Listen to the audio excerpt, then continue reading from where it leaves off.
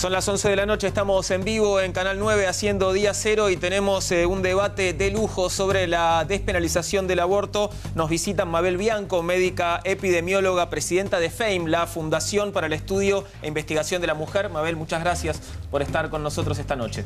Gracias a ustedes y bueno, yo como vos dijiste soy médica, soy epidemióloga y hace más de 30 años que vengo luchando para que las mujeres tengan derecho a poder decidir y a poder optar y que las leyes nos permitan elegir y no nos obliguen ni a enfermarnos ni a morir. Bien, Mabel va a debatir con Graciela Moya, médica genetista, investigadora del Instituto de Bioética de la UCA y directora médica del Laboratorio de Genética Genos. Buenas noches y gracias por estar con nosotros, Graciela. ¿Qué tal? Buenas noches. Gracias a ustedes por la invitación. La idea es, uno como médico está siempre a defensa de la vida, o sea, no puede concebir una acción médica que vaya en contra de la vida de la persona. Y la idea en este punto particular es tratar de generar que la mujer no tenga situaciones en las que tenga que decidir si puede tener un hijo o no puede tenerlo. O sea, darle toda la posibilidad, la contención médica y social para que no esté en la situación de decir quiero matar a mi hijo. Clarísimo. Les voy a contar cuáles son las reglas para este debate. Van a tener 1 minuto de exposición cada una de ustedes y después del minuto de cada una, 1 minuto nuevamente para discutir en todo caso los argumentos de la otra participante del debate. Y vamos a arrancar con el primer eje temático, que es el estado de situación con respecto al aborto en la Argentina, el cumplimiento o no del protocolo de aborto no punible y las estadísticas sobre aborto y la mortalidad materna, en todo caso, a cuáles debemos creerle. Comienza Mabel con su minuto. Adelante, Mabel. Bueno, como creo que todo el mundo sabe, en la Argentina mueren mujeres por año, muchas, y no se puede bajar.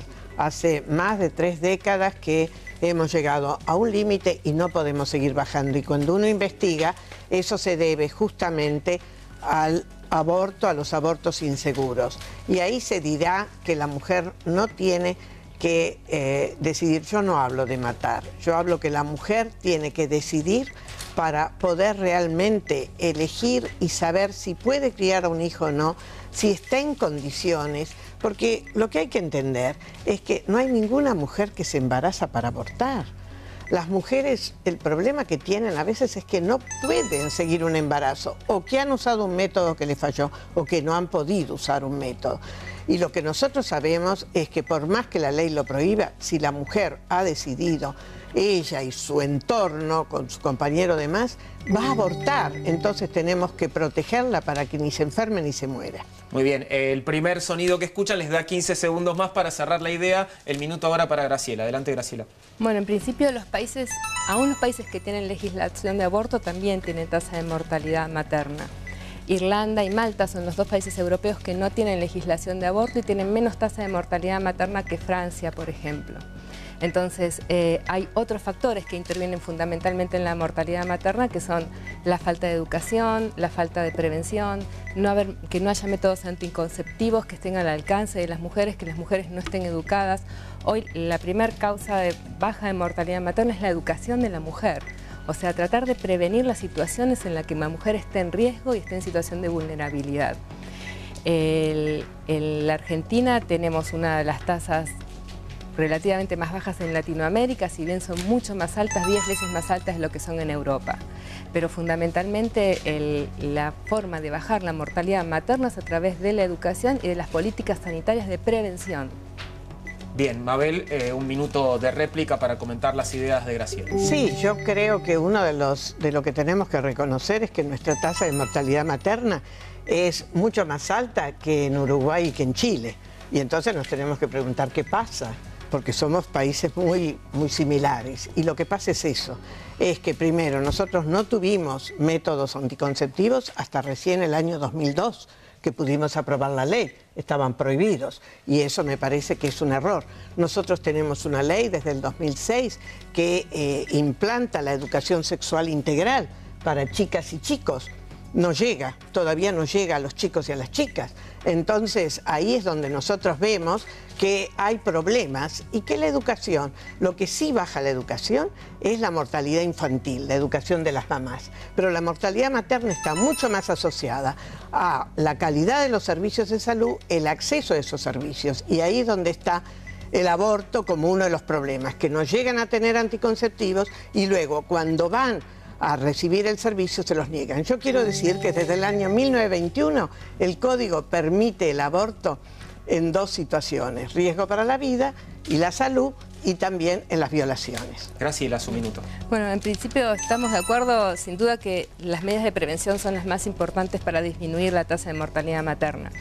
En cualquier circunstancia, en cualquier país. Y Chile, cuando tuvo ley de aborto inicialmente, hasta el año 89, tenía una tasa muy alta de mortalidad materna, y cuando se estableció una ley que penalizaba el aborto, bajó la tasa de mortalidad, porque se acompañó con una política de Estado respecto de la... son datos estadísticos respecto de los métodos anticonceptivos y la educación de la familia. Chile viene bajando su tasa de aborto progresivamente, pero basada fundamentalmente en la prevención, o sea, tratar de no colocar a una mujer en una situación de vulnerabilidad.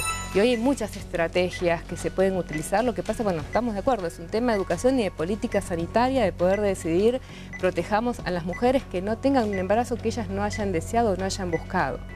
Bien, pasamos a un segundo eje temático, en este caso la salud pública y las políticas sociales. Algunos temas como para orientar el debate: las muertes evitables en abortos clandestinos, las mujeres en situación de vulnerabilidad, qué pasa con la igualdad de derechos, la educación sexual obligatoria en las escuelas y campañas de salud reproductiva. Un poquitito ya han sobrevolado esos temas. La pastilla del día después, ¿es abortiva? ¿Debería ser de acceso gratuito? Algunos temas como para que comience Mabel una vez más. Un minuto. Bueno, yo quiero decir que la pastilla no es la antiabortiva. La que estamos hablando, o la pastilla del día después, es un método anticonceptivo que está indicado en aquellos momentos en los cuales o falló el método o no se pudo usar. Pero eso no es lo mismo que la píldora antiabortiva. Primera cosa. Segunda cosa, quiero decir que en nuestro país, a diferencia de Chile, porque en Chile empezaron tan precozmente, y no fue con el gobierno de Pinochet, por favor, empezó mucho tiempo antes la salud sexual y reproductiva, y todos los maestros que tuvimos en toda América Latina fueron los que salieron de las escuelas chilenas, donde médicas digo, ¿no? Donde se empezó el verdadero acceso de las mujeres a los métodos anticonceptivos. En nuestro país, lamentablemente, eso no pasó. Nosotros tenemos este concepto de que hay que poblar, entonces no hay que tener métodos anticonceptivos, y entonces lo que pasaba es que las mujeres se morían. Las mujeres se siguen muriendo, y quiero decir que los estudios, en el año 1985 hicimos el primer estudio sobre muertes maternas en la ciudad de Buenos Aires. Por cada mujer que moría, todas pobres, ninguna tenía ni obra social.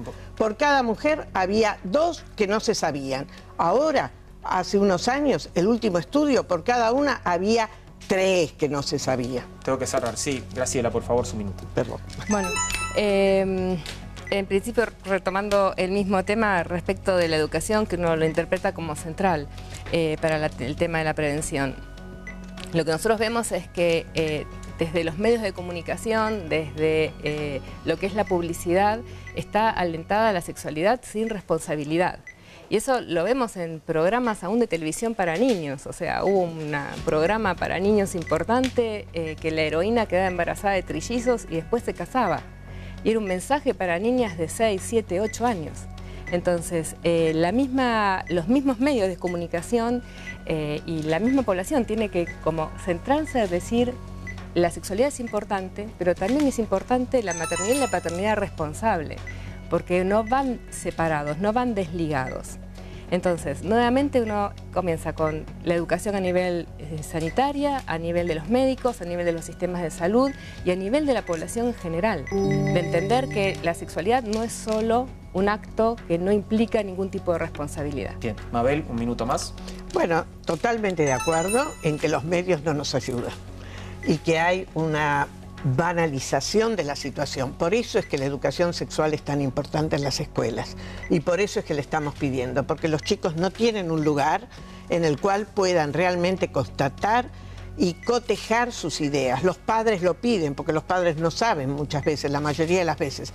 Entonces por eso necesitamos la educación sexual integral, y la educación sexual integral no es para promover las relaciones sexuales, es para que los chicos sepan decir no, para que sepan defenderse, para que sepan saber qué es la maternidad, qué es la paternidad, cómo es el ser más hombre o menos hombre, más mujer o menos mujer.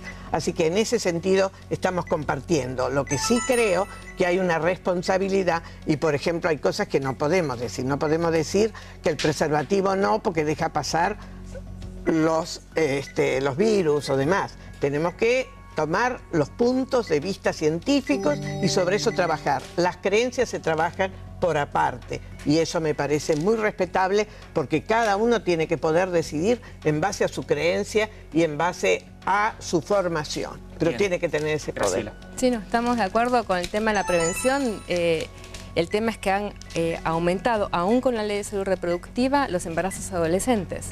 Y uno no entiende qué es lo que pasa, cómo funciona la ley y cómo se aplica. Y la población adolescente es una población altamente vulnerable, una población que a veces no puede informarle a sus padres que está embarazada y recurre a un aborto también ilegal. Aún en los países que tienen legislación del aborto, la joven embarazada prefiere hacer un aborto inseguro, un aborto ilegal, que hacer un aborto legal porque tiene temor de informar o a la pareja o a los padres o a la familia. Entonces, es más allá de la ley o no la ley, la prevención es fundamental, sobre todo en la gente joven, que entienda cuál es el sentido verdadero de la sexualidad. Bien, nos queda un tercer eje temático y es el que vamos a ver a continuación: ética y derechos individuales. Un par de líneas al respecto: derechos de la mujer sobre su propio cuerpo y su capacidad de decidir, la situación legal del embrión o del feto, a partir de qué momento se considera persona, y la pregunta si el Estado debería tomar una posición científica o una posición ético-moral. Mabel, su minuto. Bueno, yo creo que es muy claro que el Estado no puede ser indiferente. Pero para eso no es que tiene que ser ético o que tiene que ser, como dijeron ustedes, científico. Tiene que ser permitirle a la gente que pueda decidir y que no ponga en riesgo su salud y su vida. Y yo lo que les digo es que desde el año 1921 el Código Penal permite el aborto en dos circunstancias: insisto, riesgo para la vida o la salud y violaciones, y que no se está cumpliendo. Pero además creo que hay una obligación del Estado, porque ha cambiado los conocimientos, en actualizar eso, y se debe de llegar a esta discusión en el Congreso de la Nación. Y creo que fue un error que en estos últimos 10 años no se permitió, el gobierno no permitió esa discusión, como tantas otras que se fueron dando. Por eso necesitamos que esto se discuta, necesitamos una ley que no obligue, pero que permita. Y las leyes pueden obligar por acción o por omisión. Por omisión es cuando no dicen nada, por acción es cuando obligan. A mí me tienen que permitir poder decidir y no imponerme nada. Graciela, por favor, su minuto. En principio, gracias a los avances tecnológicos, cada vez hay menos situaciones en las que está en riesgo la vida de la mujer durante el embarazo por un problema de salud, ya sea de la mujer previo a la gestación o incrementado por la gestación. Por suerte, cada vez tenemos menos situaciones de esas. Lo que sí tenemos es situaciones en las que desde el punto de vista ético uno dice son dos personas de las que estamos hablando, la madre y el niño por nacer. No es que el niño por nacer no existe. Y desde los tratados internacionales a los que ha ratificado la Argentina, como el Pacto de San José de Costa Rica o la Convención de los Derechos del Niño, en todo momento se interpreta al ser humano como persona, o sea, desde el momento de la concepción. Entonces, cuando uno dice tenemos un derecho al aborto, estamos quitándole el derecho a la vida a otra persona indefensa que no tiene posibilidad de defenderse. Sí estamos de acuerdo en que una mujer no tiene la obligación de criar a un niño si no lo quiere criar. Entonces, facilitar la opción, que es donde hay muy poca energía puesta en el poder legislativo, de decir facilitemos las leyes de adopción, tanto en las mujeres que han quedado embarazadas sin buscarlos como en las que quedan embarazadas en situaciones de violencia. Bien, el último minuto de réplica, Mabel. Bueno, Esto último me lleva a decir que en realidad llevar un hijo en el vientre es un compromiso muy grande y que no es tan fácil decir, bueno, después lo doy en adopción. En absoluto eso. Lo que sí también me lleva a decir es que nuestra legislación sigue diciendo que sí, es cierto desde la concepción, pero que los derechos los tiene el por nacer recién en el momento que nace. Y eso el mismo Código Civil nuevo, en su artículo 21, lo ratifica. Quiere decir que nosotros tenemos que entender que aquí ese embrión o ese feto no tiene capacidad independiente y está condicionado porque no puede vivir sin la madre. Y por lo tanto, no es que nosotros estamos matando, sino sería diferente cómo se castigaría. También tengo que hacer aquí un reclamo. Hay una mujer que desde hace 2 años en Tucumán está presa, que se llama Belén, por una sospecha y porque le enjaretaron, porque los médicos denunciaron, le enjaretaron que había matado cuando ella llega a una atención por un aborto espontáneo. Esa mujer lleva 2 años largos y no hay derecho a eso. Bien. No hay derecho, y lo tengo que decir porque es un reclamo que la verdad que es muy indignante, porque no solamente sufrió lo que sufrió, sino que esa mujer hace 2 años que injustamente está presa. Gracias, Mabel. Su minuto, Graciela. Bueno, en principio el derecho a la vida es un derecho superior a cualquier otro derecho legal que uno pueda adquirir después de nacido. El derecho a la vida es un derecho fundamental que tiene la persona porque se basa en la dignidad de la persona y la dignidad se interpreta como un valor absoluto. Entonces, tanto el niño como la madre, el derecho a la vida, los dos lo tienen.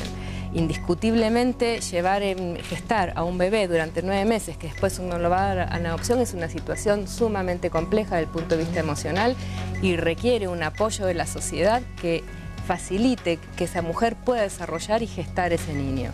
Para poder entregarlo después en adopción o no, verá, las estadísticas dicen que hay alrededor de un 39% de las mujeres, por ejemplo, violadas, que deciden llevar a cabo el embarazo y después o quedan con el bebé o lo entregan en adopción. O sea, la maternidad está en una situación natural de la persona. La naturaleza humana está diseñada para que pueda mantener un embarazo a término en cualquier situación física y en determinadas situaciones emocionales, y necesita el apoyo de los que podemos manejar otras situaciones para facilitarle la gestación. Mabel, Graciela, fue muy interesante escucharlas. Nos queda ahora 1 minuto para cada una para sus conclusiones. Les voy a pedir que sean muy claras en este sentido. Despenalización, ¿por qué sí o por qué no? El minuto para Mabel. Yo creo que hay que despenalizar, pero además hay que discutirlo. Yo no sé si el resultado va a ser ese en el Congreso de la Nación, pero hay que discutirlo. Lo que no se puede hacer es prohibir la discusión, y eso nos ha pasado, y eso no tiene que pasar más. En segundo lugar, creo que nosotros nos debemos a que un solo caso de una mujer, que ahora son muchas más, que muere, no se justifica por obligarla, es una tortura, y así se ha considerado. Obligar a una mujer que ha sido violada, a que lleve en su vientre ese producto de esa violación, que cuando nazca le va a recordar al violador por toda su vida, es una tortura que no lo debemos seguir permitiendo. Y ahí tenemos que entender que la ley no va a obligar a nadie que no lo quiera hacer, pero tampoco tiene que obligar a la gente a torturarse ni a hacer algo que no quiere. Y eso es lo que pedimos, que haya una ley que le permite a las mujeres decidir, que le permite a las familias, porque no es la mujer sola. Tengo que terminar. Gracias, Mabel. Graciela, el último minuto. Hoy, respecto al tema de violación, tenemos un protocolo antiaborto, un protocolo post-violación que facilita que la mujer no quede embarazada si se hace la denuncia temprano o si hace la consulta temprano después de la violación. La pastilla del día después le da la posibilidad hasta de evitar la ovulación y de evitar el embarazo. También eso es educación y es tratar de ayudar a la mujer en esa situación. Y después, respecto a la despenalización, indiscutiblemente tiene que haber un debate en la sociedad con todas las posturas, y la visión que tiene que tener la legislación y la sociedad es la de protección de la vida del niño por nacer, la de protección de la vida de la mujer. Dar las situaciones en las cuales la mujer no tiene que sentirse que no puede llevar a cabo un embarazo, que no puede educar a su propio hijo. Porque ahí entramos también con muchas diferencias sociales, que uno dice, bueno, la mujer pobre no puede tener más de un determinado número de hijos porque no los puede criar, y la mujer con mejor nivel socioeconómico sí puede. Mabel, Graciela, fue un placer recibirlas y escucharlas en Día Cero y esperamos que, bueno, su discusión aliente en todo caso a que esta discusión crezca en la sociedad y que además se pueda hacer de buena manera. Sí, el Congreso queremos, no solamente la sociedad. Claro que sí. Muchas gracias a ambas por haber venido.